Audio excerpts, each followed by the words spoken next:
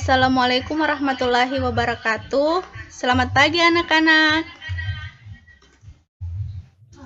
Waalaikumsalam warahmatullahi wabarakatuh. Pagi Ibu.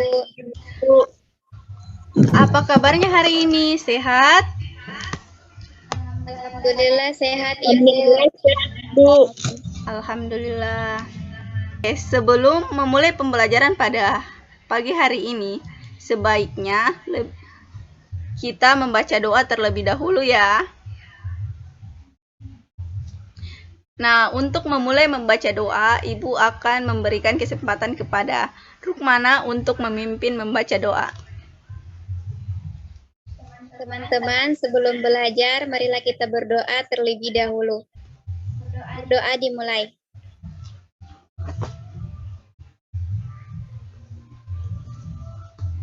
Selesai. Ya, terima kasih ya Rukmana.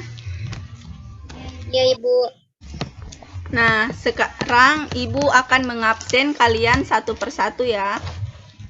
Alia. Hadir Ibu.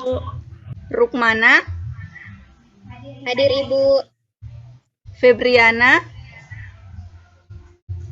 Hadir Bu. Makfira. Makfira mana?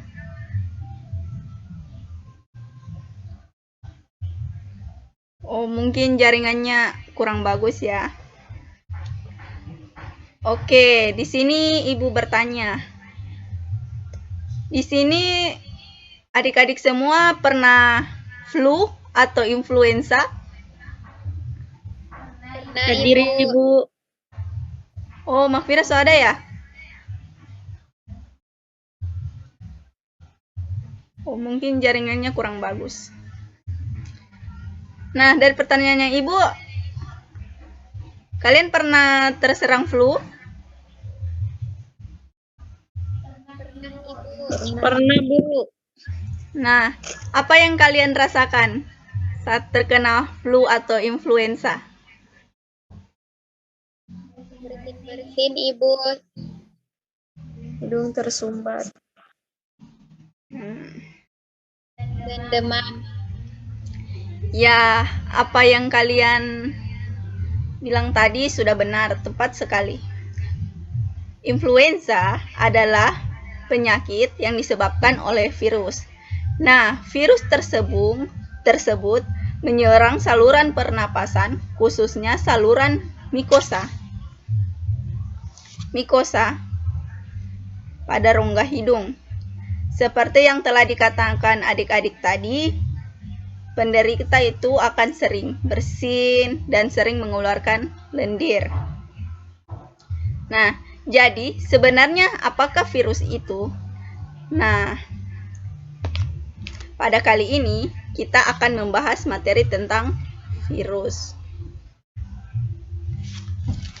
Nah, tujuan pembelajaran kita pada pagi hari ini adalah kalian mampu menjelaskan konsep, ciri-ciri, struktur, dan peran virus bagi kehidupan. Pertama nanti akan kita bahas yang pertama, pengertian virus, ciri-ciri virus, struktur dari virus, dan peran virus terhadap kehidupan. Yang pertama yaitu pengertian virus. Virus adalah agen penginfeksi yang berukuran kecil yang bereproduksi di dalam sel inang yang hidup.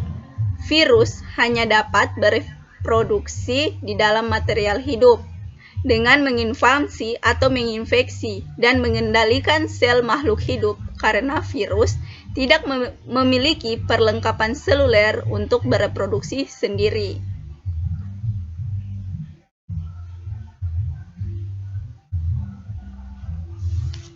Kemudian kita lanjut ke ciri-ciri virus. Nah, ciri-ciri virus yang pertama itu bersifat aseseluler. Artinya, virus bersifat lebih sederhana dari mikroorganisme bersel satu lainnya seperti bakteri. Karena virus tidak memiliki inti sel seperti sitoplasma atau membran sel lainnya. Kemudian kedua, berukuran 20-300 mikron. Artinya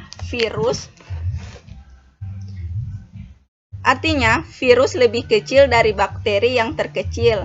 Nah, karena virus ini ukurannya sangat kecil, dia tidak bisa dilihat dengan mikroskop cahaya, tetapi dia dapat dilihat dengan mikroskop yang lebih canggih dibandingkan yang biasa kalian pakai di sekolah ya.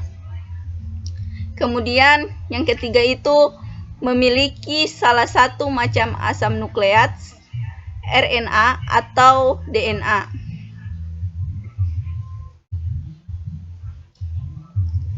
Kemudian berupa hablur atau kristal.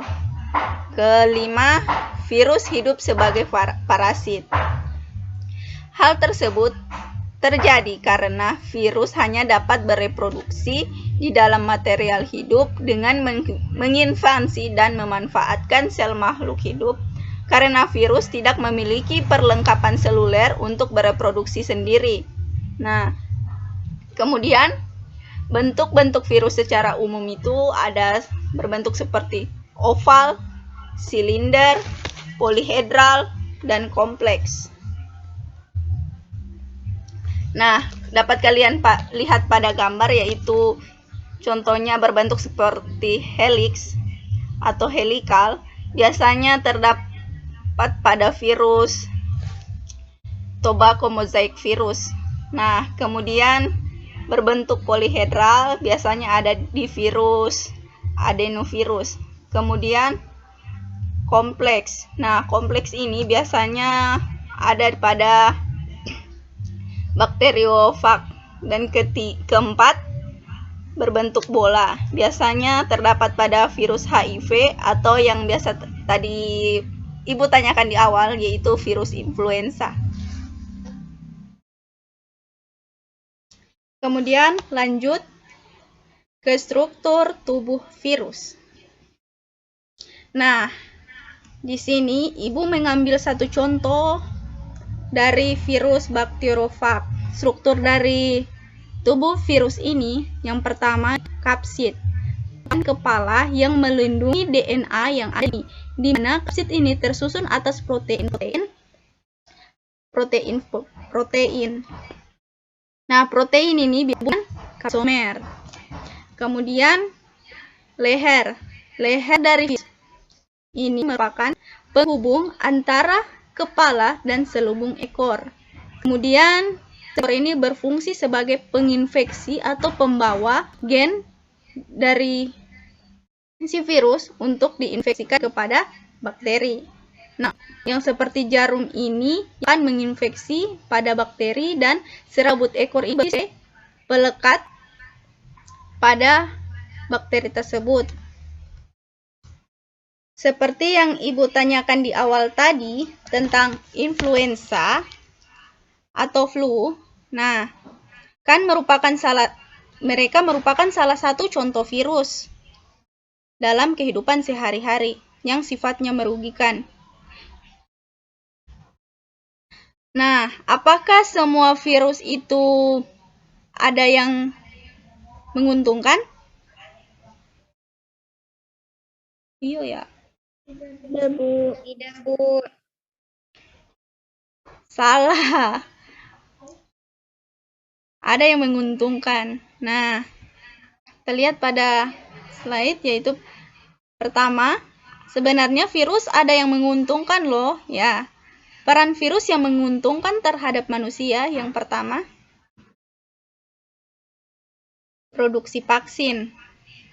Nah, vaksin merupakan virus yang telah mati atau dilemahkan, kemudian disuntikkan ke dalam tubuh.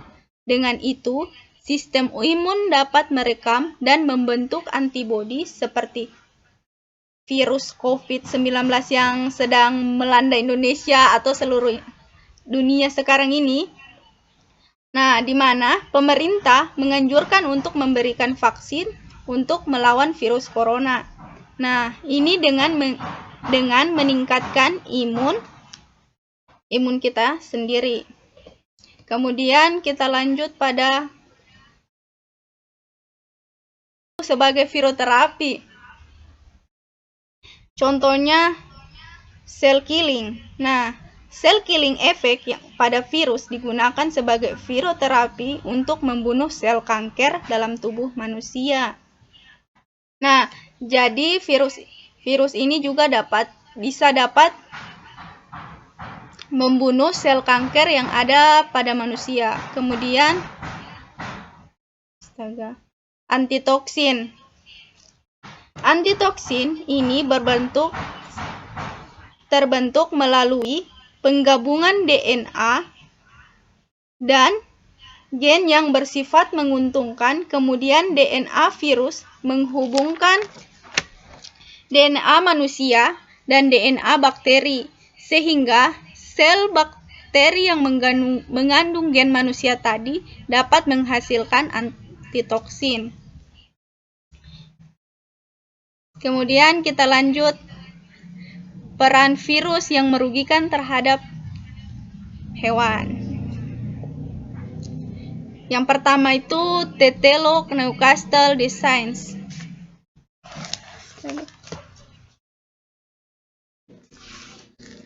Penyakit ini dapat menyerang sistem saraf pada hewan ternak seperti itik dan ayam. Kemudian yang kedua, Foot and Mouth Disease. Terlihat pada gambar bahwa Foot and Mouth Disease atau FMD adalah penyakit pada kuku dan mulut pada hewan ternak seperti kerbau, domba, sapi, dan kuda. Kemudian rabies. Ya, banyak sekali ya, kalian sudah pasti mengetahuinya. Ini penyebab penyakit anjing gila.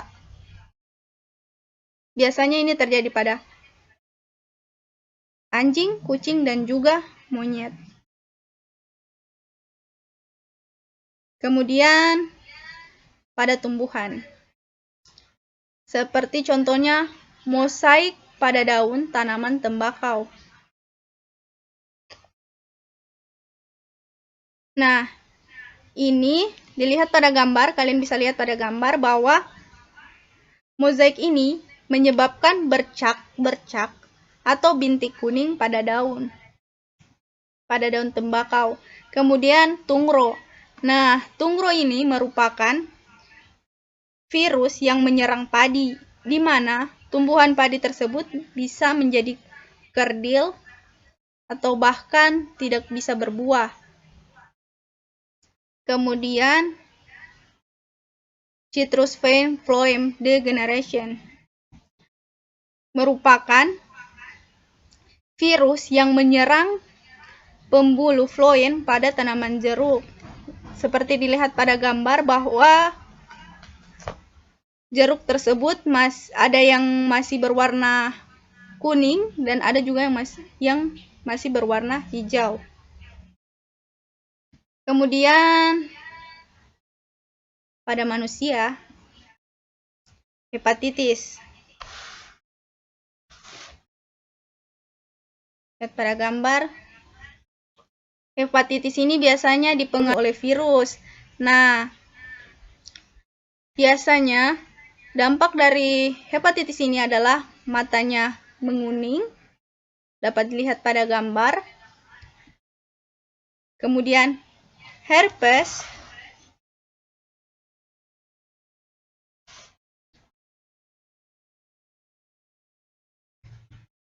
ketiga flu. Nah, dilihat pada gambar, flu merupakan penyakit yang dapat menyerang saluran pernapasan. Kemudian campak. Campak di sini merupakan penyakit gatal-gatal pada tubuh, terutama pada anak-anak. Kemudian yang kelima itu ada Ebola. Ebola merupakan penyakit pendarahan pada usus besar, paru-paru, hati, kerusakan ginjal, dan penurunan trombosit secara drastis. Jadi dapat kita lihat bahwa virus sangat berbahaya sekali untuk manusia ya. Ya, terima kasih. Ibu anggap kalian sudah paham semuanya ya.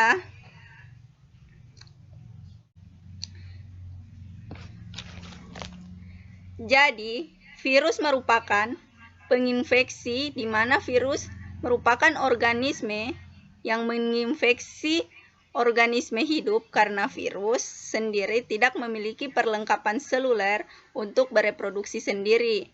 Kemudian, virus tidak hanya memiliki peran yang merugikan bagi kehidupan, tetapi juga menguntungkan bagi kehidupan, khususnya terhadap manusia.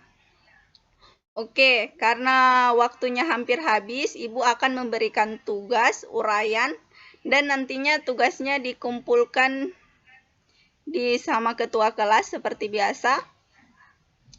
Tugasnya itu nanti ditulis tangan, kemudian difoto, bentuk dalam PDF, dan kirim ke Ibu.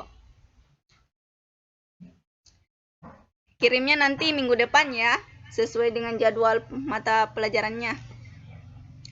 Dan terima kasih kepada adik-adik semua yang telah hadir dalam pertemuan kita pada pagi hari ini. Baiklah, Ibu akhiri pertemuan kita pada pagi hari ini. Lebih dan kurangnya Ibu mohon maaf. Wassalamualaikum warahmatullahi wabarakatuh. Waalaikumsalam warahmatullahi wabarakatuh.